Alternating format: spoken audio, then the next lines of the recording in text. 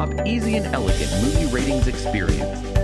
Stop wasting your time on bad movies and download the world's best movie ratings app from the iTunes App Store now. Hi everyone, this is Ahmed Karimli and welcome to Be Efficient TV. The mission of this web TV show is to boost the efficiency of your business and life through tips and tricks from leading experts. And today I have with me Hal Elrod. He is the #1 best-selling author of the Miracle Morning book, and he is a success coach and international keynote speaker. Welcome to the show, Hal. Ahmed, thank you so much for having me. I'm looking forward to this. Me too. So what's your background before the Miracle Morning? When I was 19 years old, when I was 15 years old, I hosted my first radio show. So that was actually my original kind of dream, was to be a famous, world famous radio DJ. And at 19, I was DJing on the radio again. I gave up my dream job to start a career in sales. And I actually started selling Cutco cutlery, which is, kitchen knives. And 10 days into the career, I broke the all-time company record where I had sold more in my first 10 days than almost anyone in the 50-year history of the company. And that was a real turning point for me, because my whole life before that I was pretty mediocre. I was a mediocre student. I was a mediocre athlete. I never really did anything extraordinary.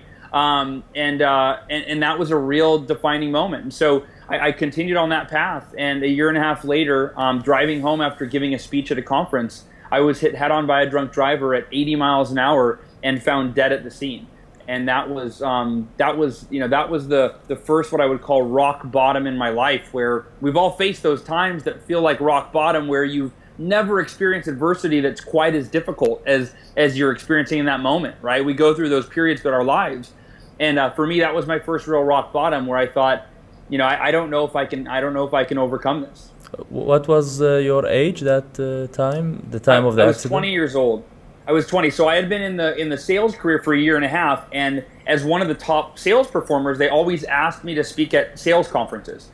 So I spoke at a sales conference one night, and actually it was a special night because I got my first standing ovation. So it was kind of a real special moment for me. And then maybe 30 minutes later, I'm driving home, and I don't even remember the headlights coming at me, but a full-size Chevy truck came barreling down the highway, hit my car head on. The worst was actually yet to come. My car spun off the drunk driver, and the car behind me crashed into my door at 70 miles an hour and completely crushed the left side of my body. I broke 11 bones. I punctured my lung. I ruptured my spleen. Almost completely lost this ear. It was almost completely severed. And I was dead for 6 minutes on the side of the freeway. And then what happened after that? Well, so I went through a series. I was rushed to the hospital. They revived me on the side of the road. The paramedics revived me. I was rushed to the hospital, and 6 days later, and I don't know, 8 surgeries or something like that later, I came out of a coma, and I woke up to face, what you could imagine is a devastating reality, right? I've been told I'm never going to walk again, and I have permanent brain damage. My body is scarred. I'm in a hospital bed. My arm had broken in half. My femur had broken in half. So I've got metal rods in my leg, my arm, screws in my elbow, 14-inch rod in my, my thigh, and then plates in my eye. And it's like anything. We're always faced with an opportunity of how we're going to respond, right? How are we going to respond to the challenges that we face? And I just decided, I can't change it. I can't change what has already happened to me. And that's true for all of us, right? Once something's happened to you, you can't go back in time and change it. So you have to decide, how are you going to respond to it? What meaning are you going to give to it, and how are you going to respond? And I just decided, everything happens for a reason, but I've got to choose the reason. And I decided this is going to be something where I'm going to overcome this as a way for me to grow as a person. And on the other side, I just kind of saw that on the other side of my adversity was a better version of myself, no matter what that looked like. And I think that's true for all of us, right? Every experience, good or bad, is an asset if we choose to learn from it. And on the other side of adversity, always is a better version of who we are when we encounter it. How long it took you to recover, and what did you do after that? So when the doctor told me I would never walk again, I told my parents. My parents were a mess, as you could imagine. I have little kids now, so now I understand kind of what they were going through. But they were really distraught and really scared for me, and I wasn't. And when the doctors left the room, I said, look, Mom and Dad, there's only one of two possibilities. They were crying. I said, stop crying. I hate to see you guys cry. I said, look, there's only one of two possibilities, or there's two possibilities here that's going to happen, and either of them is going to be good. Either of them is fine. And I said, number one, the doctors, if they're right and I never walk again, I said something to the effect of, I will be the happiest person you've ever seen in a wheelchair. Because what am I going to be, miserable? If I'm in a wheelchair, I get to choose to be the happiest person in that wheelchair, or depressed and angry and sad, and you know what I mean? That's my choice. I said, I've already decided I'll be the happiest person you've ever seen in a wheelchair. The other possibility, though, is that I will walk again. And I said, Mom and Dad, I'm not putting any energy into the wheelchair. I've already accepted that, and I've decided that I'll make the best of it. But my energy doesn't go there. Most people, right, they worry about the worst case scenario, and they're afraid, and they're dwelling on what might go wrong. And I said, all of my energy is focused on what can go right and what I want. I said, I'm visualizing walking every day. I'm praying about it. I'm thinking about it. I'm imagining it. And Ahmad, I don't think it's a coincidence that 2 weeks later, the doctors came in with routine x-rays and they said, Hal, we don't know how to explain this, but your body is healing at an incredible rate. We're going to let you take your first step tomorrow. Right? It went from never walk again to 3 weeks after the crash, 2 weeks after I came out of the coma and was told I may never walk again. I took my first step and I went on to the road to the recovery. I got out of the hospital a month later, 1 month after that. So a total of 7 weeks after the hospital, I went home. And then there was a sales contest for my company when I got out of the hospital that had just started. And I always showed up for these, right? That was kind of my thing, is I always tried to test myself and achieve at a high level. And you didn't study at the university because you were successful in sales, or?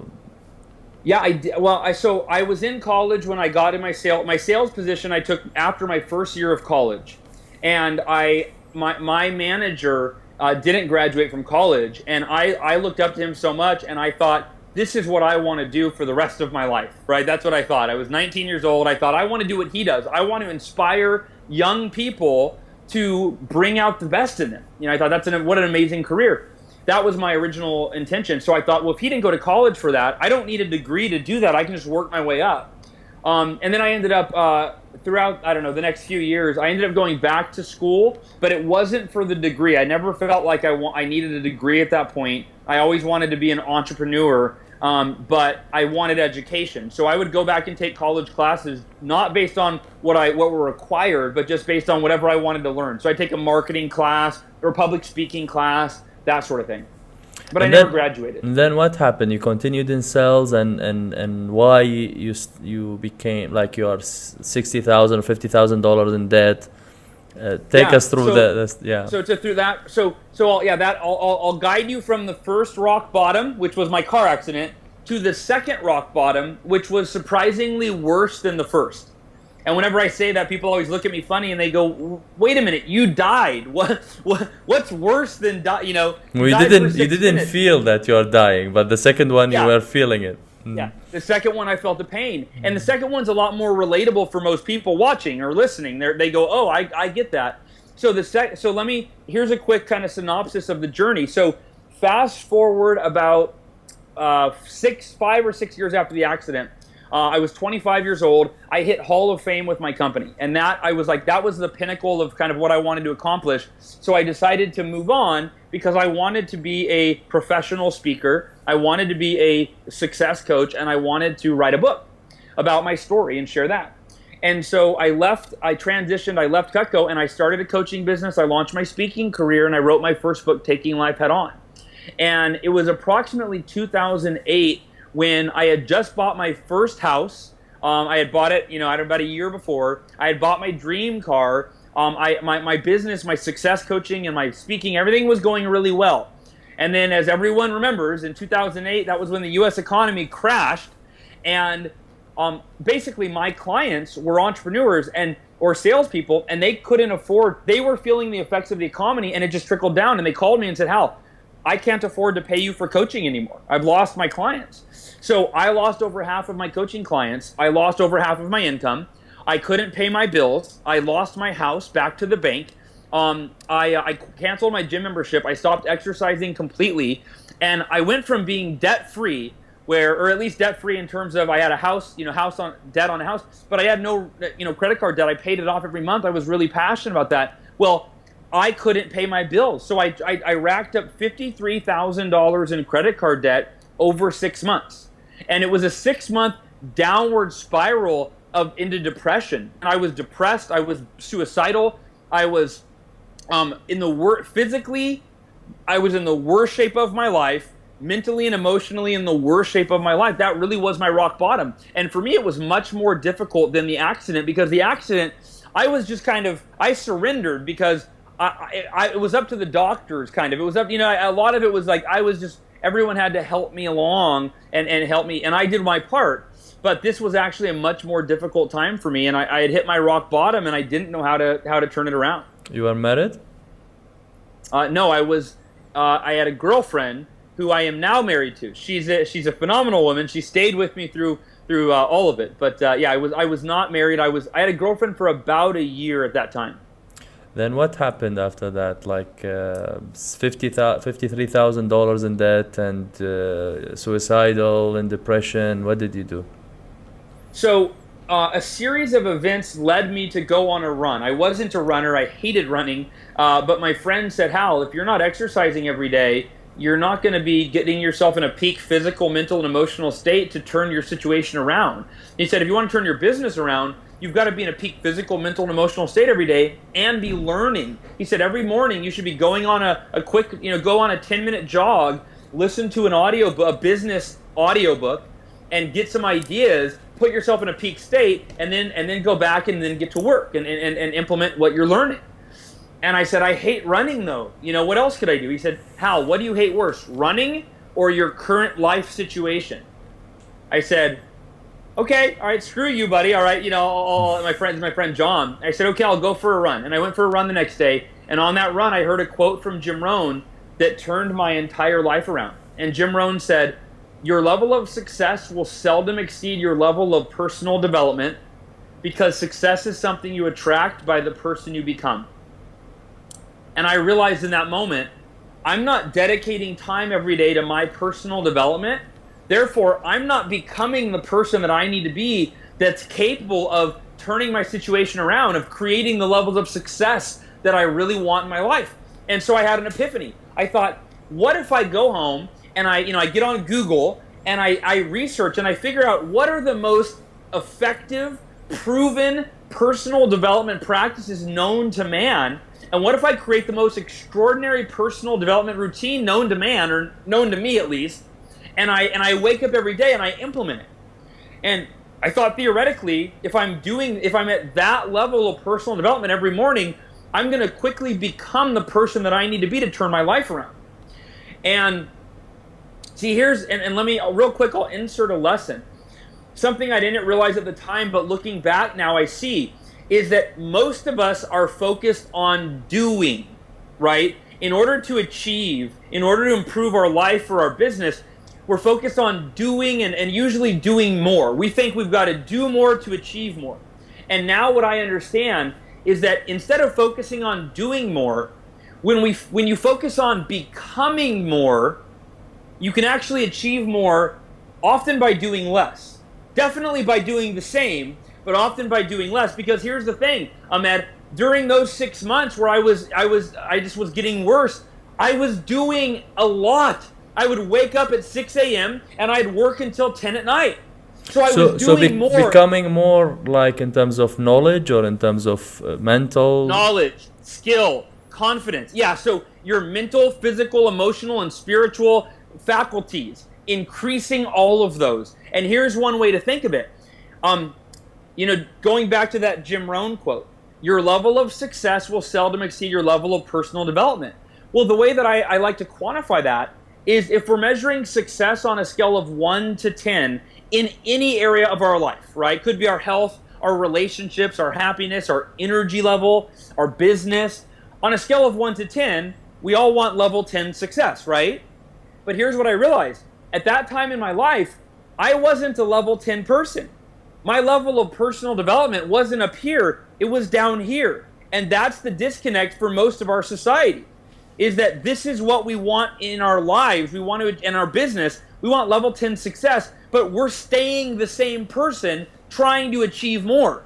When you focus on becoming a level 10 person, level 10 success becomes automatic.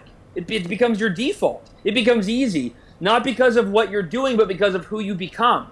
And then you do different things, right? When you become more, when you develop your physical, mental, intellectual, and spiritual capacities, you think completely differently. You act completely differently. And the things that you do, that you've done for a long time, you do them in a different way and at a different level that produces exponentially better results. So, any questions on that? I know I kind of went off on a tangent. No, I wanted to ask you, like, that time you were a coach, you were coaching what? And the first book, Life Heads On, was about what? Taking Life Head On is my story, and then the lessons that I learned from my story. So the subtitle of the book, it's Taking Life Head On, How to Love the Life You Have While You Create the Life of Your Dreams. So it was basically... I'm leading to the question that you wrote a book about that and you were coaching people maybe about that and sales. You couldn't help yourself? Yeah, great question.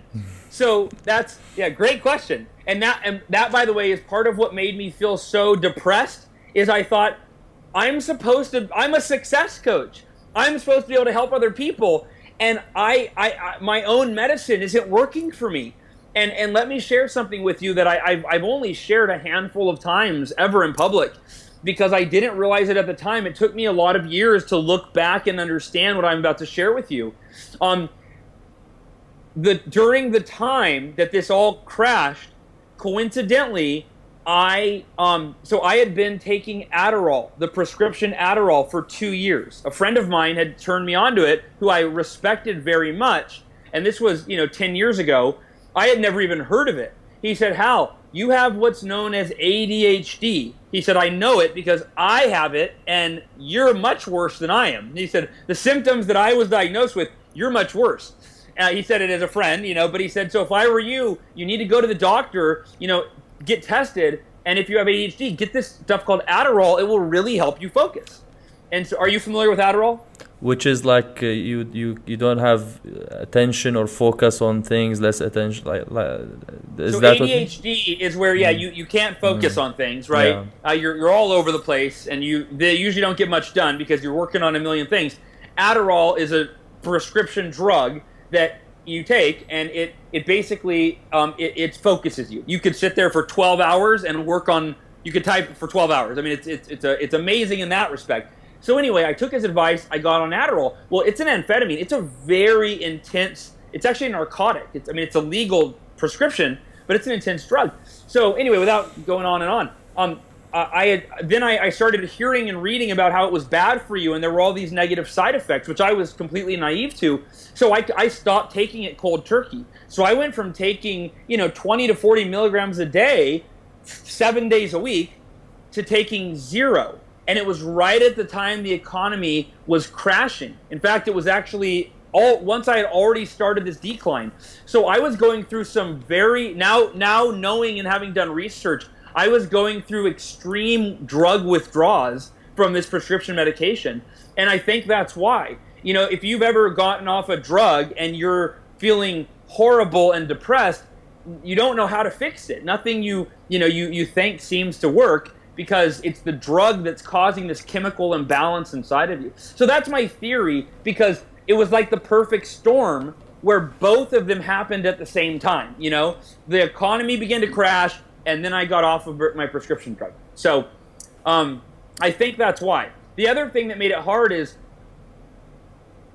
one of the big lessons I learned in my car accident is that you have to accept all the things that you can't change, as I kind of mentioned. In my car accident, I accepted my circumstances, and with time they could only get better.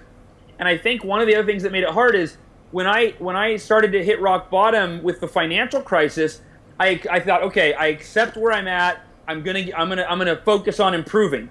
Then it got worse, and then I'm like, okay, I accept that I'm here, but I'm only gonna get better. And then it got worse, and it got worse, and it got worse. every week for 6 months, I would lose another client. Something I would go to collections. My credit score would drop again. It was this downward spiral. And I think those two things in combination are what made it so difficult for me.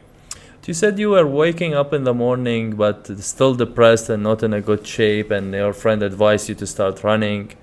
Then when this the light bulb went on, and you decided that you have to wake up in the morning to solve how the miracle morning was born. Yeah, so I heard that quote from Jim Rohn. It was my first day of running. I went on my first jog as my friend advised. I heard the quote from Jim Rohn. I realized I need to create a personal development routine that I do every day.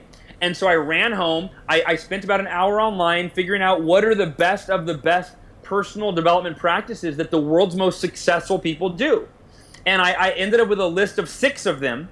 And then when I looked at the list, at first I was a little discouraged because I was a little disappointed because they were all things I had heard of. And you know how our society, we want what's new. We want what's cutting edge. We want, I've never heard of that. It must be new. Let me try it. But if you see something that you've heard of 100 times, you go, I've done that before. I've heard of that. And so luckily, before I dismissed it, I went, wait a minute. I don't do any of those consistently. And then I asked myself, which of these should I do to have the biggest benefit to turn my life around as fast as possible? And then it hit me. I thought, wait a minute. There are some of the world's most successful people that swear by each of these, right? Individually. Like there's one person that, for example, Will Smith swears by affirmations. Jim Carrey, the Hollywood actor, right, swears by visualization. Ray Dalio swears by meditation. He's a billionaire. He runs the largest hedge fund in the world, and he says meditation is the reason that he is so successful. So you look at this list of 6, and I thought any one of these is a game changer, and the epiphany was, what if I did all 6 of them? What if rather than choose 1 or 2 to do every day, what if I did all of them every morning? And I decided the next morning I was going to spend 10 minutes on all 6, wake up an hour earlier, and do all 6 of them. So that night I went to bed. Keep in mind, I had been depressed for 6 months. It was the first night I went to bed kind of excited to wake up and try this. The next morning when the alarm clock went off, instead of hitting the snooze button 3 or 4 times like I always did, I actually jumped out of bed. Like it was the first day of school or your birthday. I was excited. I went in the living room and I sat down. I did all 6 of the practices. What are the 6 of the practices? So they are now organized into an acronym to make them memorable. So they didn't have, none of when I was writing the book, I had to put a lot of this. How could I make this, simple and structured? But here's the acronym. It's they're called the Lifesavers, and the word savers is the acronym. The first S is for silence. So silence is meditation and or prayer, right? So that's meditation is what's really proven by scientists to have extraordinary benefits to our psychology, to our mindset, to our ability to focus, etc., lower our stress levels, all of the above. The A is for affirmations, right? Written statements that articulate what you want, why you want it, and what you are committed to doing each day to ensure that you achieve everything that you want in every area of your life. That's how I write affirmations and how I teach people to write them. A lot of affirmations aren't written that way. They're kind of fluffy language. Like you might have heard one that's really popular, to paraphrase, is money flows to me effortlessly in abundance, right? Like, what does that mean? And I think people have tried affirmations like that, but they don't work because you go, well, if you recite an affirmation that says money flows to me effortlessly and in abundance, might make you feel good for that moment, but it creates a sense of passivity where you think, well, if money flows to me effortlessly, why would I need to do anything today to make sure that I earn the money that I want? So how you do it? You do it in details, like you write it in details? Every single thing that I teach in the Miracle Morning is I make it very practical and very actionable, and I kind of re-engineer the ways that it's been taught that didn't work. And there's some things that there's a lot of merit to. They've been taught well, but that's an example of why a lot of affirmations don't work, because the language is flowery or they're very passive. The V is for visualization. And then I'll give you another example. I'll teach a lesson here if that's okay, Ahmed. So I also Sure. believe visualization, people have tried it and it didn't work for them. And here's why, in my opinion, in my experience. Most gurus teach you to visualize the end result, right? You close your eyes and picture yourself, living in the house of your dreams. Picture yourself, cashing $1 million check. Picture yourself, right, with the body of your dreams. Well, here's the problem with that. Now it's important. That's the first half of effective visualization, as I teach in the Miracle Morning book, but it's only the first half, and it's not the most important half. Here's why. They've actually done studies where if you visualize the perfect result, the perfect outcome, and you see it over and over and over again, what it can actually do is you trick your subconscious into thinking that reality is as good as done. Because you've seen it so many times, you actually believe that it's going to happen. But what that can do is take away your drive to make it happen, because you actually trick yourself into thinking it's as good as done. I did that one year with my sales goal. I had a sales goal of selling $300,000, breaking the all-time record. And this was years ago when I first learned of visualization. And I visualized every day, and I saw it, and I literally believed it was going to happen no matter what. And I got to 1/3 of my goal at the end of the year. And when I was halfway through the year and I was nowhere near on track, I still visualized it every day, and I tricked myself into thinking, no, it's going to happen. I know it's going to happen. I would have been better off to visualize it not happening, right? And go, crap, I better get on the phone. I better make some calls, right? So you divided, or how you visualize? Yeah, so if you visualize for 10 minutes or 2 minutes, it doesn't matter how long. The first half, you visualize the end result, and the reason is science shows that when you see it, you start to believe it. So you do want to visualize the end result. So see yourself with the perfect body. See yourself, like when I was writing the Miracle Morning, I literally pictured people opening. I saw the cover of the book. I visualized the cover. I visualized people opening it up, reading it, and I visualized the expression on their face going, wow, this is changing my life. Then I visualized them sharing it with their friends. So that got me excited to make that a reality. But the most important part of the visualization process, the second half, is you have to see yourself doing the thing that you must do today to ensure that you make the necessary progress toward that vision.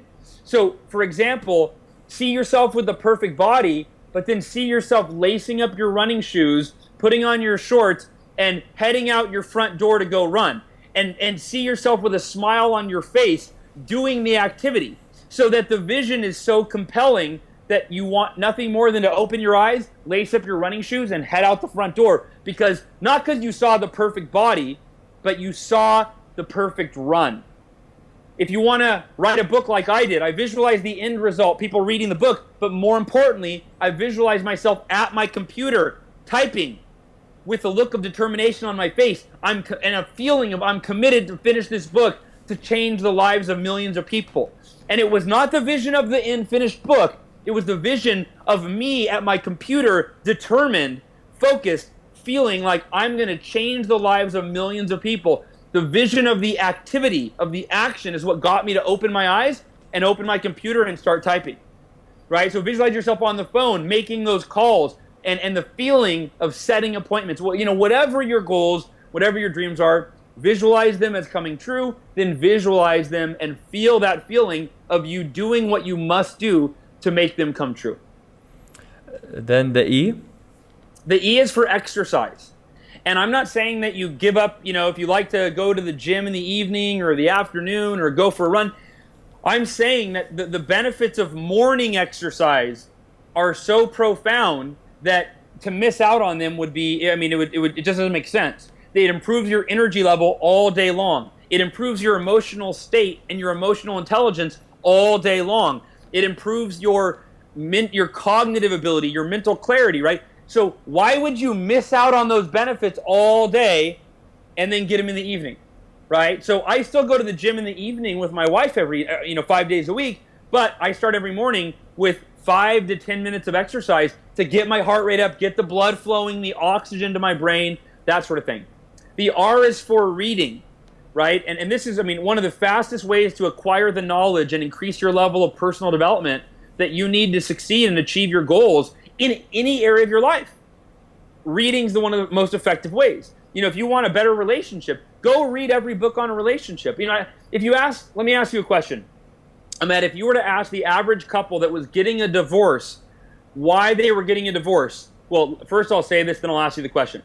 If you asked them why, they'd probably have a list of complaints about their partner. Wouldn't you agree? Yeah. Oh, well, I'm getting a divorce because my husband's a slob and he never gives me attention and blah, blah, blah, right? And if you asked him, he'd have a bunch of reasons about her. Well, oh, she's always nagging me. If you said, hey, how many books have you guys read on how to have an amazing marriage in the last 6 months? How many do you think most couples would say? How many books would most couples say? Zero, right? It's like, wait, you want a level 10 marriage, but your level of personal development related to having a great marriage is down here. There's the disconnect. It's true in every area of our life, right? Someone that's unhealthy, go, how many books are you reading on health? Well, I don't read books on health. I just eat a bunch of fast food. Well, there you go, right? So reading is one of, I think it's one of the most effective ways to gain that knowledge to improve any area of your life. The final S is for scribing, and scribing is a fancy word for writing. It's just journaling, right? Getting clarity, writing down what you're grateful for, writing down what your top 3 priorities are for the day. In fact, I'll make a recommendation. My favorite journal is called 5-Minute Journal. And if it's an app on the phone, but it's also a physical hardcover journal. And if you go to 5minutejournal.com, spelled out, so FIVE, 5minutejournal.com, that's where you can learn about it. And I absolutely love it. I've tried a lot of journals, and that's my favorite one so far. This 6 things, you do it in the morning, how long it takes you? Great question. So it's totally scalable, which is, so depending on your lifestyle. So most people do a 60-minute miracle morning, right? I'd say probably 70% do a 60-minute miracle morning, and probably 20% do a 30-minute miracle morning. But I have a chapter in the book that's called the 6-minute miracle morning, 6 minutes, and it literally teaches you how you can get about 70 to 80% of the benefits of the miracle morning in 1/10 of the time. So 1 minute of meditation, 1 minute of reading over your affirmations, 1 minute of visualization, 1 minute of exercise. I mean, 1 minute of exercise, do a jumping jacks for a minute, you're out of breath, right? 1 minute of reading. It only takes one idea to change your life. So read a page, grab one idea, put it into practice that day. And it only takes a minute to journal down, what you're grateful for and what your highest priority is for that day. So in the book, I teach you how to do a miracle morning for anywhere from 6 minutes to, as long as you want to do it. But the average person is 30 to 60 minutes. What time you wake up in the morning? Now, good question. Before I tell you that, I just have to give a disclaimer. This is not when you have to wake up. When I was first doing the miracle morning and I was writing the book, but I hadn't actually put it out there, I would check into Facebook every day as my own accountability, and I would say, hey, I'm up at 4 a.m. for my miracle morning. Hey, up at 4 a.m. And finally, after months of this, somebody goes, Hal, your miracle morning sounds neat, but I could never wake up at 4 a.m. I said, well, you don't have to wake up at 4 a.m. You can just wake up, half an hour earlier than you do now. And they go, oh, I thought you had to wake up at 4 a.m. And I went, oh my gosh, how many thousands of people that are following me on Facebook have dismissed the idea of the miracle morning because they think it has to start at 4 a.m. So for me, it's 4 a.m. For most people, it's just whenever you wake up now, you back up the alarm 30 minutes and start your miracle morning. And then you can go to 60 or down to 6 or whatever. And if I could share something, Ahmed, one of the benefits of the miracle morning, or one of the realizations for people that I talk about in the book, is the way we wake up in the morning and how that affects our life in a way that it's very profound and most of us never think of it. And think of it this way. When the alarm clock goes off in the morning, that's life's first gift to you, right? Life's first gift to us. It's life's first gift. It's also life's first opportunity, right? It's like life saying, hey, you say you want an extraordinary life. Here you go. You have the opportunity to wake up and do anything that you want. And we all claim to want an extraordinary life, but when the alarm clock goes off, most of us hit the snooze button. So we're sending a message. Consider that we're sending a message to the universe and to ourselves, to our subconscious mind, that says, I know I say I want an amazing life, but not as bad as I want to lay here unconscious for 10 more minutes, right? We're also starting the day with procrastination. We're also starting the day with a lack of self-discipline. How you do anything is how you do everything, right? That's a great quote from T. Harv Eker that he said, how you do anything is how you do everything. So if you don't have the discipline to get out of bed in the morning when you set the alarm, what makes you think that you're going to have the discipline in other areas of your life? And if everybody listening or watching were to be honest with themselves, we all could admit that we probably lack discipline in some of the areas like health or fitness, relationships, finances, etc. And imagine if every day you start the day with discipline and focus and you dedicate time to becoming the person that you need to be to achieve everything you want in your life, right? Your success is all but guaranteed. If you get better, your life gets better. It's automatic. You can't help but have that happen. How to wake up in the morning early? Maybe the best question you asked so far, and I'm glad you did, because sometimes I forget to talk about this. Probably the most important chapter in the entire book is the shortest chapter. So it's called the 5-Step Snooze-Proof Wake-Up Strategy. And it's the shortest chapter, but I can't tell you how many people have told me that if it wasn't for those 5 steps, they would have tried the Miracle Morning, but they never would have stuck with it. Basically, these 5 steps, it's the simplest way to beat the snooze button every morning, to wake up early, even if you've never been able to do it your entire life. If you've never been able to be a morning person your entire life, this allows you to do it. And if we have time, I can share a few of the steps. No, share them all. Oh, okay, all right, we can do that. So, if I can remember them. Number 1, set your intentions before bed. Set your intentions before bed. What does that mean? Well, if you think about this, your first thought in the morning is almost always the last thought you had before bed. So as soon as you wake up in the morning, right, my eyes would open and I was excited because I knew before I went to bed, all I could think about was what the morning was going to be like. And as soon as I woke up, that was my reality, right? And so most of us go to bed and, I'm so, I'm tired. I got to wake up in 6 hours. I got to go to work. The alarm goes off and you go, oh no, it's already morning. But if you're waking up for something you're excited for, such as a vacation or your birthday or your first day at school or first day at a new job, you don't wake up going, oh, it's already morning. You go, oh my gosh, it's morning. And what I realized is that we can create that experience every single day of our lives if we create it the night before. So in the book, I give you, there's this download for what I call the bedtime affirmations, and it's word for word the affirmations that I created for myself to read before bed to set my intention for the morning, so that when the alarm went off, I was actually energized and excited and motivated to get out of bed. So that's step number 1, set your intention before bed. Step 2, move your alarm clock as far away as possible.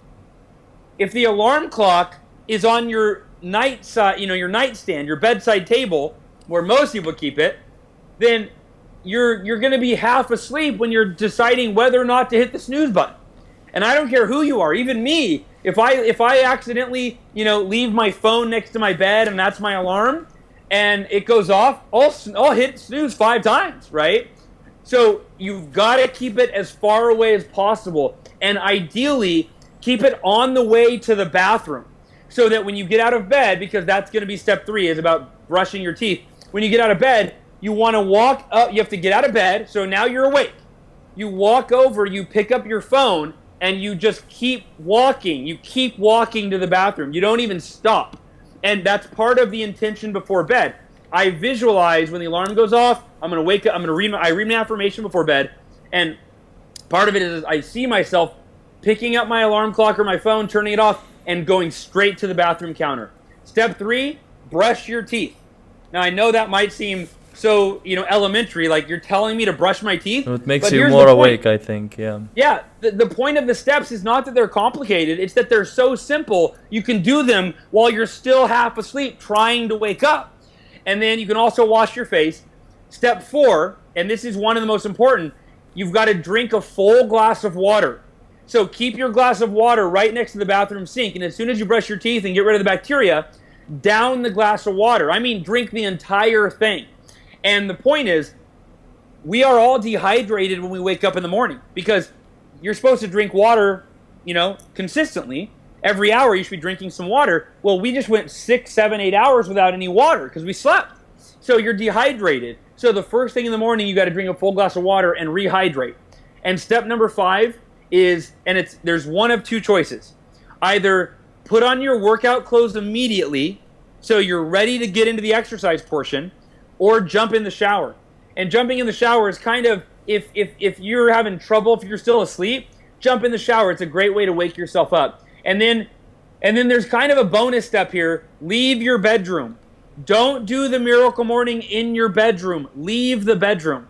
And the reason for that is it's kind of, the bed is tempting. It's kind of like if you're a smoker and you're trying to quit smoking, right? You're a snoozer, you're trying to quit snoozing. Well, if you're a smoker trying to quit smoking and you got a pack of cigarettes that's within arm's reach and you're staring at it, it's pretty tempting. So if you're trying to do your miracle morning in your bedroom, right, that bed is pretty tempting. You're probably going to fall back asleep. So those are the 5.5 steps, if you will. And they sound simple, but I've literally had CEOs of companies that are wildly successful say that those 5 steps have been the biggest game changer for them. What's your current daily routine since you wake up until you sleep? Yeah, so I actually wake up at 3:30 in the morning, 7 days a week. When you sleep? From 3:30. What? When you sleep before you wake up? 4:30 in the afternoon. No, I'm just kidding. I'm kidding. No, 9:30 p.m. So I go to bed at 9:30 p.m. I get up at 3:30 a.m. I get 6 hours of sleep. And by the way, I do talk in the bed about how much sleep we really need, and that it might be. I tell people do what's best for you, but a lot of the world's most successful people and some of the greatest minds in history were known for sleeping 4, 5, 6 hours a night, and they came up with brilliant ideas, and they were wealthy, and they were healthy, and so it's interesting. So I wake up at 3:30. From 3:30 to 4, I make a cup of coffee or a cup of tea, right? Drink my water, and I kind of just get situated. I wake up. Sometimes I'll do some stretching. It just depends. But I basically have a half an hour before I start my lifesavers. From 4 a.m. to 5 a.m. I do my lifesavers. From 5 a.m. to 6 a.m. I write. So either working on my next book. I write for entrepreneur.com, so I'm writing an article for them sometimes, just depends. So I write from 5 to 6. From 6 to 7, I do my goal review and my planning. So I review over my goals, I look at my schedule, I prioritize, and I say, what do I need to do this week? What do I need to do this day to make sure I'm on track to achieve all my goals? From 7 to 8 a.m., I start on my top 3 tasks for the day. So whatever the 3 most important tasks are for the day, I work on those. Now, during that time, my 2.5-year-old son always comes downstairs, so I make him juice, I put on a cartoon, I give him a banana, I give him a blanket, so he always interrupts my top 3 tasks, but I get him situated. And then from 8 a.m. until 11 a.m., I work on my number 1 goal. I call it my mission. Whatever the most important goal is in my life, I dedicate 2 to 3 hours from 8 to 11 a.m. to do that. I take a 2-hour lunch break from 11 to 1, and I go play basketball on my lunch break because I want to get physical activity in the middle of the day. I also love basketball, so it's a great kind of gets my mind off of work, allows me to rejuvenate. And then I do coaching calls from 1 p.m. to 5 p.m., and then I spend time with my family from 5 p.m. until bed. And I usually go to the gym. My wife and I go to the gym 3 to 5 days a week from 5 to 6 p.m. So that's my weekly routine, Monday through Friday, and then on the weekends it's just family time and whatever we're doing together. What's the 95% reality check? It's probably my favorite chapter in the Miracle Morning book personally. It's the one that I think impacted me the most in my life, which is why I put it in there. It's the premise that if you look at approximately 95% of people in the world, and I really, I'm from America, so I'm obviously more familiar with America. So I kind of say 95% of Americans, they're not living the life that they truly want, right? They're living below what they really want, and that's based on there's a few different research, studies that I've read to acquire that. But one of them is I believe it's the U.S. Gosh, I'm on the spot now. The U.S. I think the Census Bureau determines that at retirement age, only 5% of people are in a position financially where they're financially free. The other 95% are either homeless, they have to live they're dependent on other people, they're dependent on the government, they're living below the poverty line, right? So if you look at that as one example, well, if that's how 95% of people in their life, right, their golden years, they obviously weren't living life in a way that they were living to their full potential. It's also really easy if you look at the obesity rate and the financial crisis. I mean, it's really easy. You look at the majority of society; they are struggling in most areas: physically, mentally, emotionally, financially, spiritually, relationally. Look at the divorce rate. Look at how much depression medication is prescribed. Right? I mean, it's really the majority of people aren't living this extraordinary life that they want. The 95% reality check says that if you don't start living differently than 95% of your friends and your family in our society, you will end up like them. You'll end up struggling. And this was a wake-up call that I was very fortunate to get when I was 19 years old. My mentor, when I was in sales, he said this to me. He said, Hal, if you keep thinking and living like all your friends, you're going to end up like 95% of our society, living an average life below your means, struggling, wishing, wanting you could be more, and not achieving your full potential. He said, if you want to achieve your full potential, you have to become completely focused on figuring out what those 5% of people do. The 5% that are happy, that are healthy, that are wealthy, that are living the most extraordinary life they can imagine. You've got to study them. You've got to get around them. You've got to figure out what they're doing, and only then will you be able to model their behavior and achieve the results. And so since 19, I started reading every book I could and studying the people in the top 5% that were achieving the type of life they really wanted and had the freedom to do what they want when they wanted. And I'm not talking about people that were successful but aren't good people. There's a lot of successful people that are jerks, right? I mean people that were really not only succeeding themselves, but for me, people that were helping others, that were taking their success and using it to help other people. That's who I really studied, and that's who I've tried to kind of model myself after. And to this day, I'm still studying those people. I'm always trying to become a better version of myself and help other people to do the same. But is really waking up in the morning is productive or more efficient for all people? Like I remember I read a book called something Daily Rituals or Rituals, talking about so many successful people, rituals that many of them were like working in the evening, many of them working in the afternoon. I remember a certain point of my life that the most productive time was for me is from 12 a.m. until 6 a.m. However, even if I sleep 10 hours after that, when I wake up in the afternoon, I feel depressed because the body is not designed in this way. But it's a quiet time, you can focus, no calls. So some people are more productive in different times of the day. So why you think that it's for everyone waking up in the morning is more productive? So I don't know if I would say. Well, I would never say anything is for everyone. I always tell everybody you gotta figure out what's best for you. But I'll share a few things with you. First of all, one of the things I kind of talk about in the book is that people think I'm not a morning person, and that really is a limiting belief for the most part. It's just if you're not used to waking up early, of course you're not a morning person. I'm not used to staying up late. I used to be, so I'm now not an evening person. That doesn't mean I'm not an evening person. It means that I'm conditioned, right? I was never a runner until I started running. Then I became a runner, right? So I think rather than, I don't want to try to convince someone, that they should do something that they don't want to do, but I will share this with you. Are you familiar with Pat Flynn? Yeah. So Pat Flynn, for those of you that don't know, he runs one of the top podcasts in the world. And Pat Flynn also, he is, this year he's on track to earn over $1 million. Last year, he earned $963,000. Now, when I first met Pat, he actually had me on his podcast because I think I was recommended to him. But he started the podcast by saying, Hal, I'm going to tell you right up front, I am not a morning person. I don't even set an alarm. I sleep until my kids wake me up. He said, I spend most of my day with my family, and then I work at night while they're sleeping.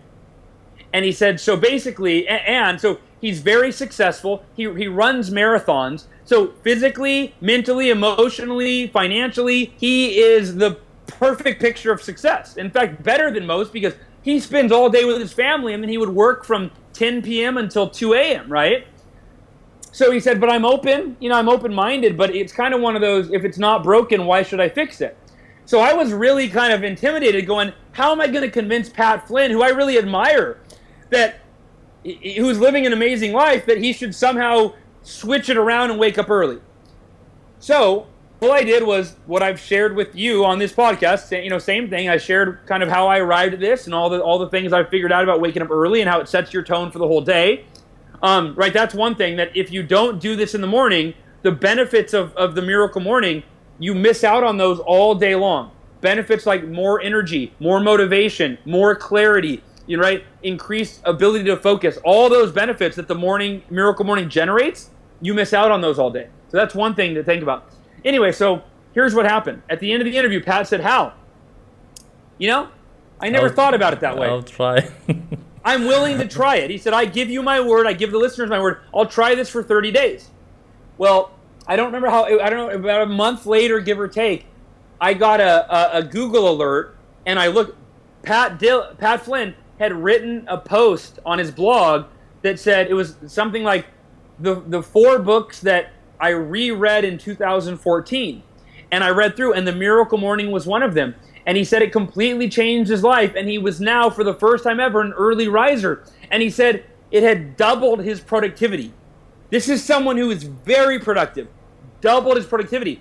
All of a sudden, I see pictures of him at 5 a.m., #Miracle Morning, that he's posting on Twitter and on Facebook. And of course, I'm so excited because I'm a huge fan of Pat's.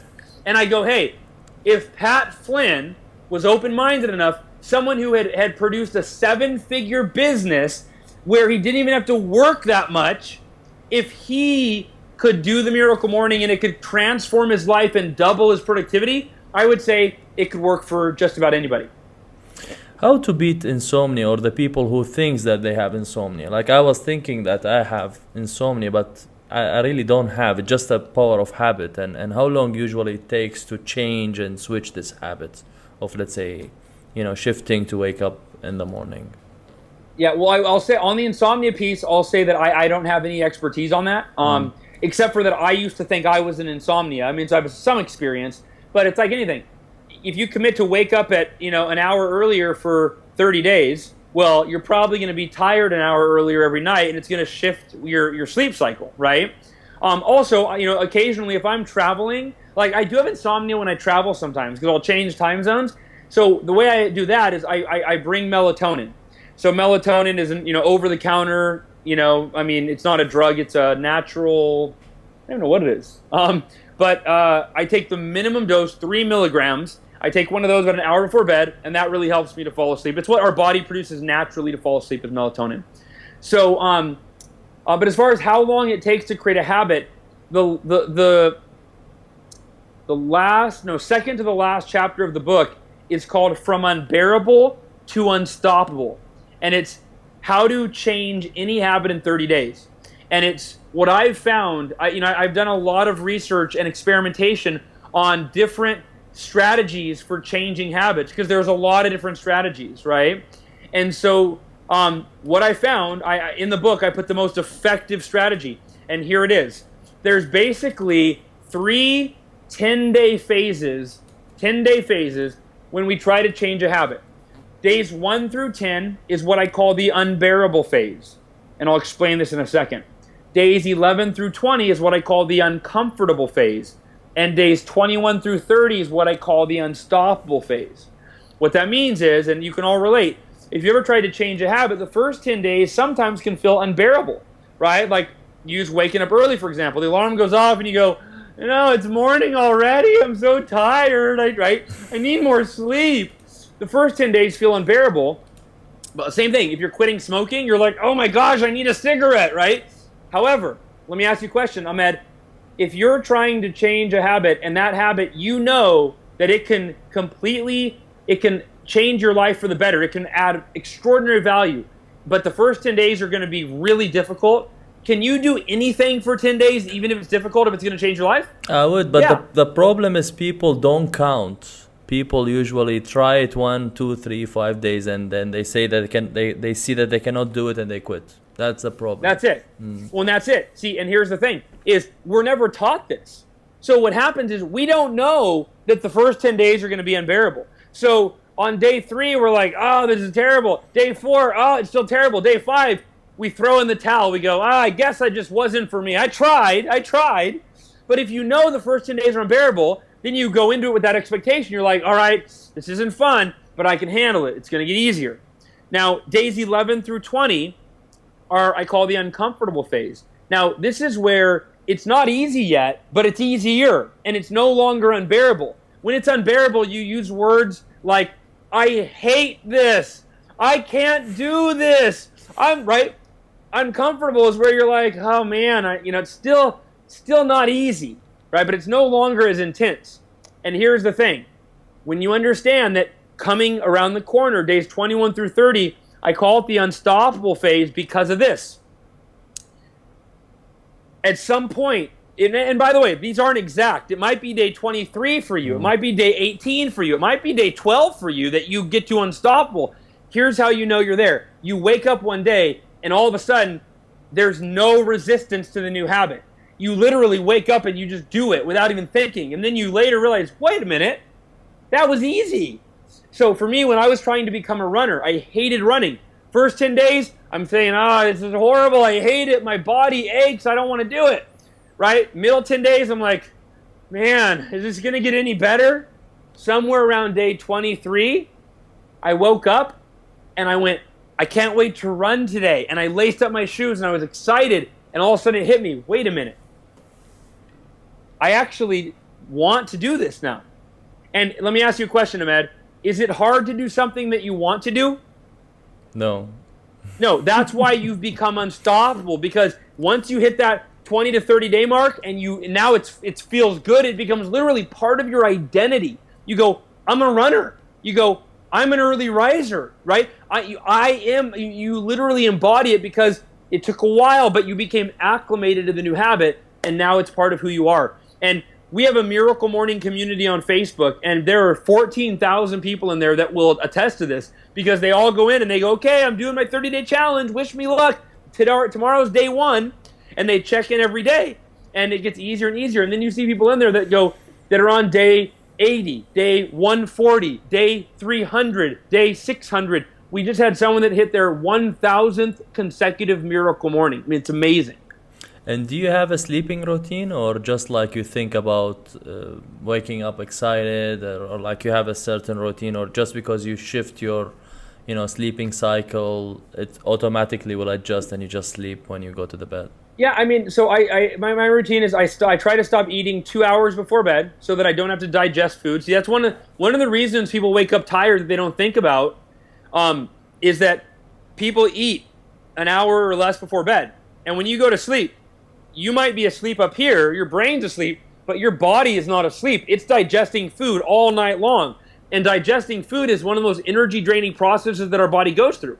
Right? Think about after you eat a big meal. Don't you feel tired, right? You need a nap. You're like, oh my gosh, I ate too much. I'm so tired.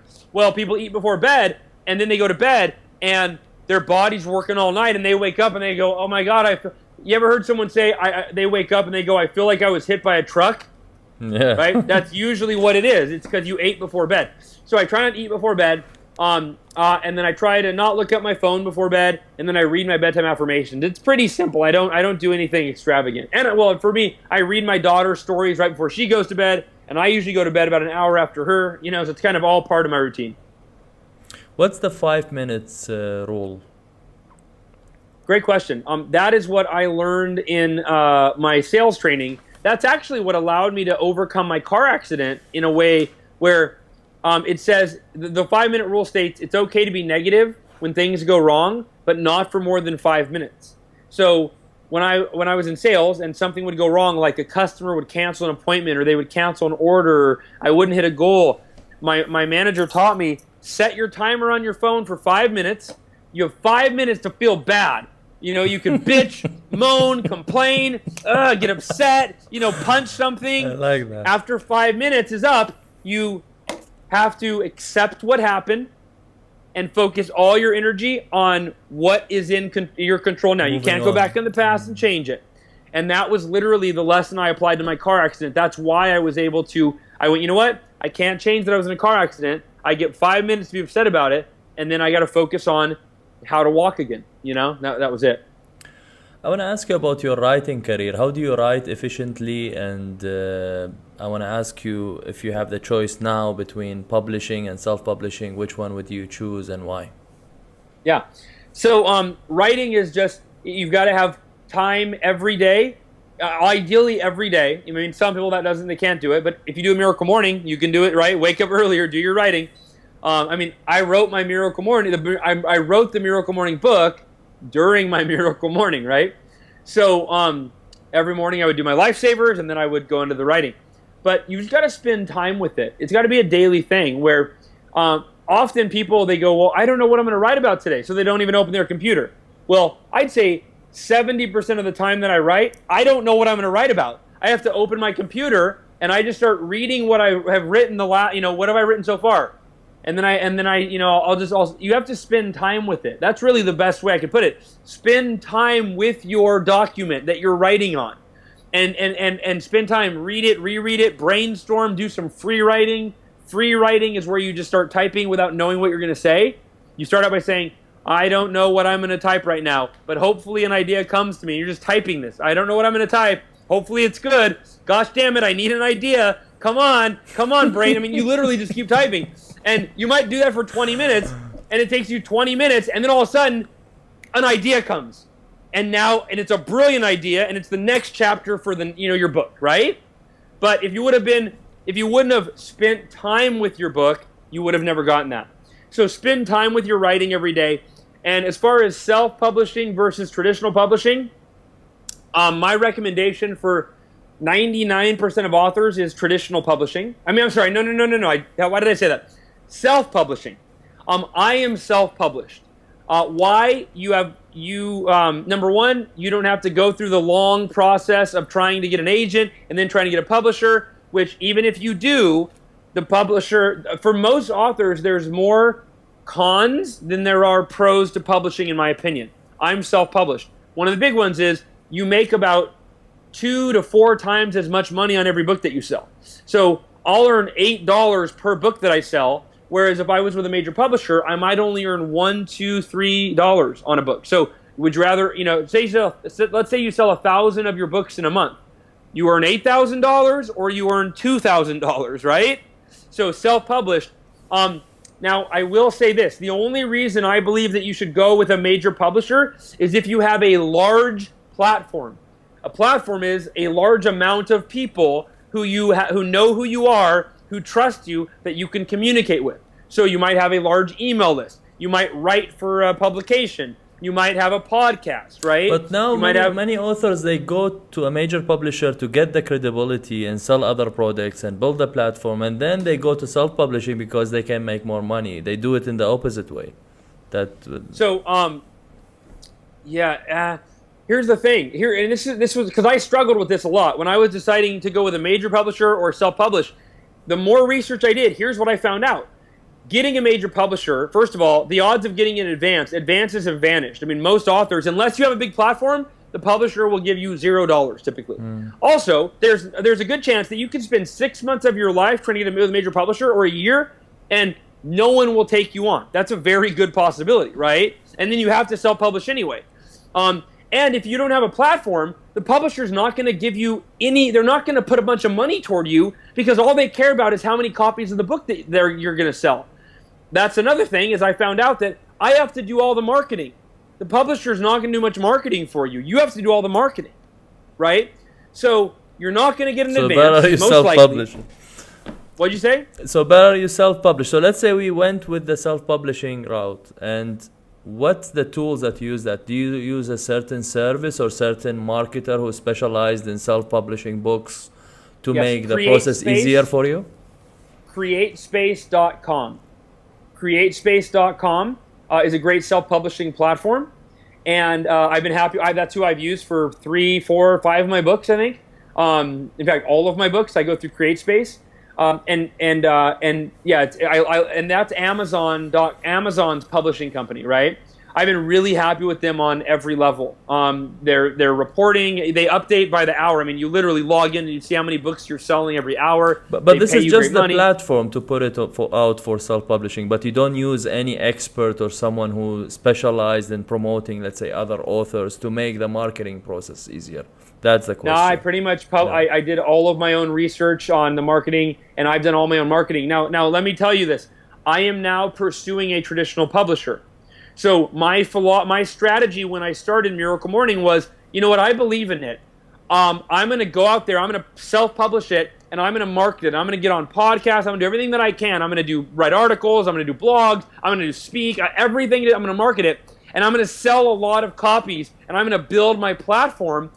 And I'm going to do so until the publishers come knocking on my door and they go, hey, we see that your book is selling a lot of copies. We see that you have over 800 reviews on Amazon. We want to help you take your message to a bigger audience. And so that's where I'm at now is we've sold 53,000 copies of the book. The platform has grown, the community's grown. And so now I'm going after a major publisher because now I have leverage. With the Think same about it. You go to a major publisher. Yeah, now I can say, hey, basically, I mean, I can say this book it's selling, and I have a graph that shows how the sales are going up and up and up every month. So I say, look, the book's going to sell hundreds of thousands, millions of copies, and I can either stay self-published and I can keep all the money, or you can publish it, get distribution worldwide, get it in bookstores around the world, and you can keep a part of the profits. Right? So that's the leverage. If I would have gone there initially, I would have said, hey, I'm nobody. I've got a cool idea for a book. People might like it. They might not. Will you please let me publish with you and give me no money for it and put no marketing dollars behind it? Right?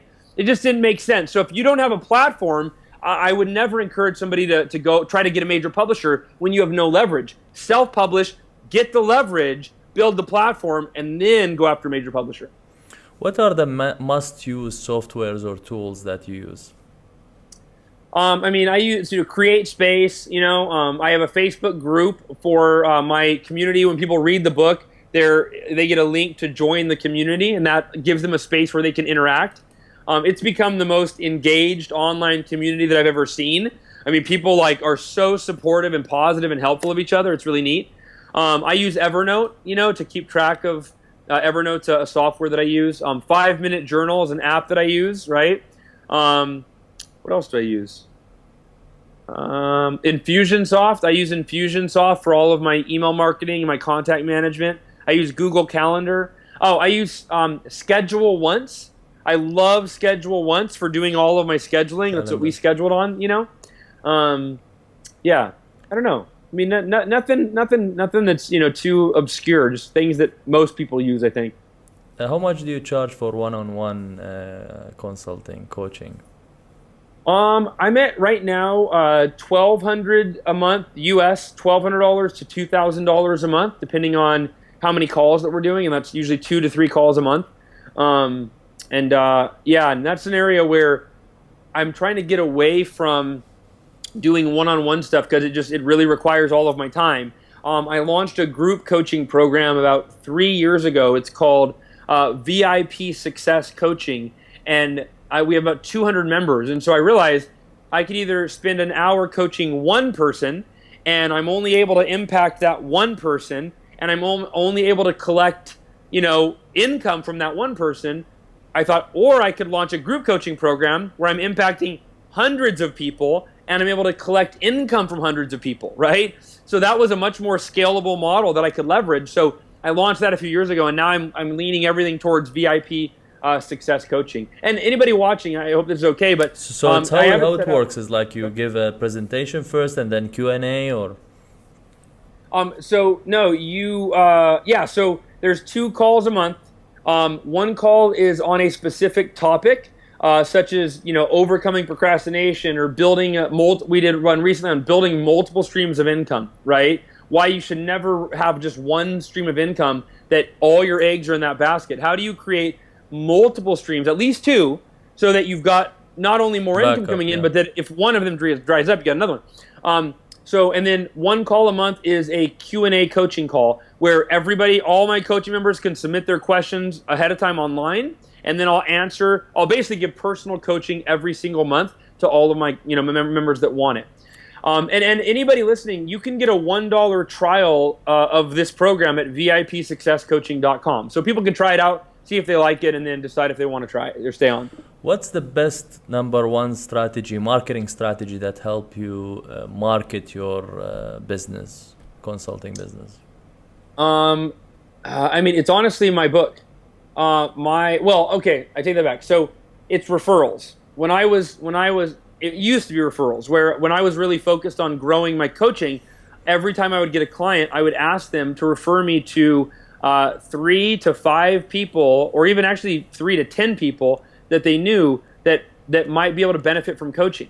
And then I would reach out to those people, and I would have a call with them, and I would sell them on it. So referrals was really my number one key. Now with the book, all of it now is I don't have to do any marketing actively. People buy the book, they find out I'm a coach, they find out I'm a speaker, then they book me for speaking and coaching.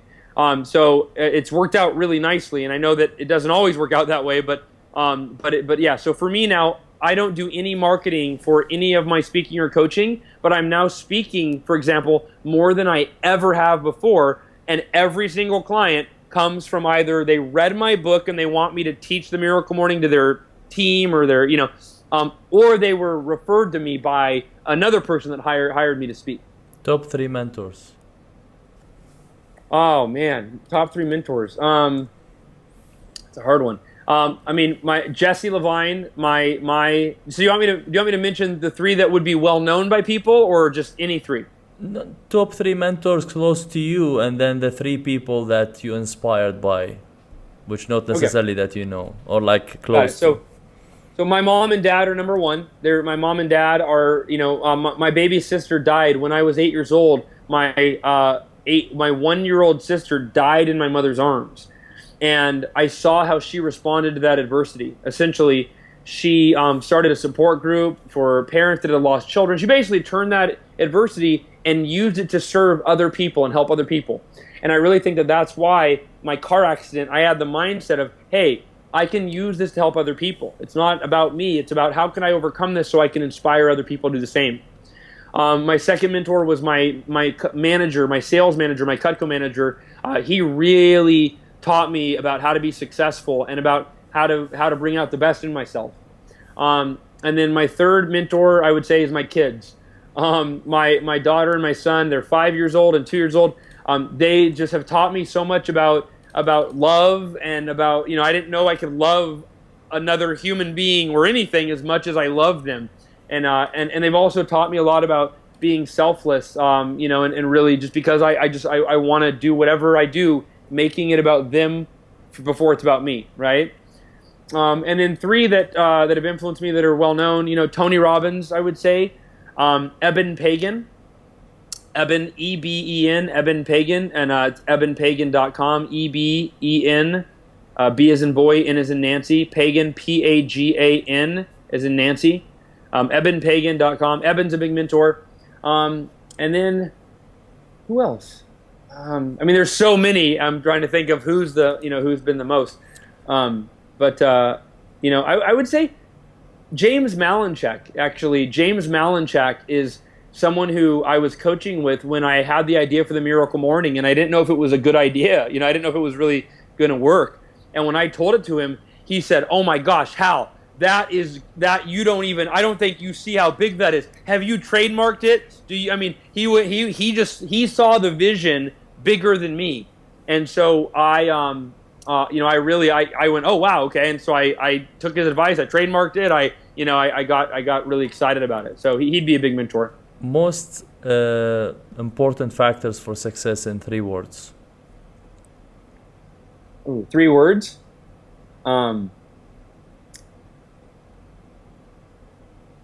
Become better every day.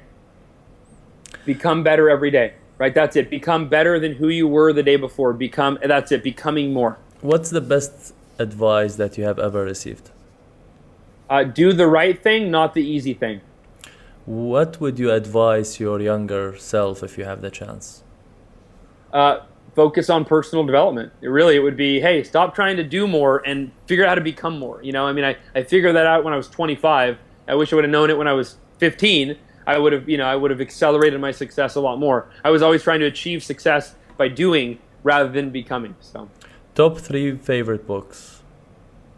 Top 3 favorite books. The Millionaire Fastlane by MJ DeMarco.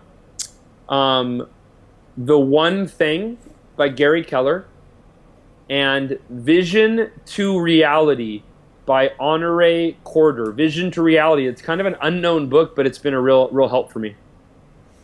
What makes you really happy? My kids is the first thing that comes to my mind. My wife and my kids, just my family, being around my family. But also, making progress towards my goals makes me happy. I think I'm addicted to that, right? Because the absence of that makes me unhappy. But if I'm progressing towards my goals, I always feel really, really good and really fulfilled.